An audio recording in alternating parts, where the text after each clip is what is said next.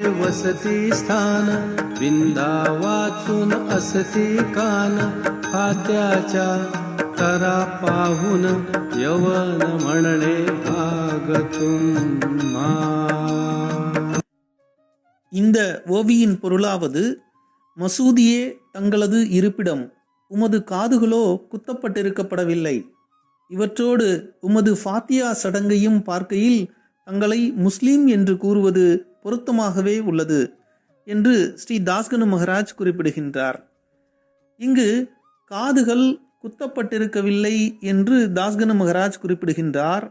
ஆனால் ஸ்ரீ சாய் சத்சரிதத்தின் 7வது அத்தியாயத்தின் 13வது ஓவியில் அவிந்த மனதாம் விந்தித காண ஹிந்து மனதா சுந்தா பிரமாண ஐசா நா ஹிந்து நா யவன அவதார பாவன சாயிஞ்சா என்று ஹேமத் பந்த் அவர்கள் குறிப்பிடுகின்றார்.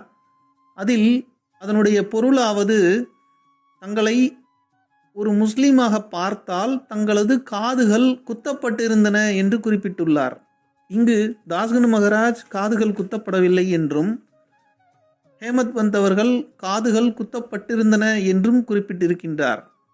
இந்த முரண்பாடே கூட தான் இந்துவா முஸ்லிமா என்பதை யாருக்கும் தெரியவிடக்கூடாது என்ற பாபாவின் சித்தமாக இருக்கக்கூடும் என்று கருதப்படுகிறது. ஜெய் சாய்ராம்.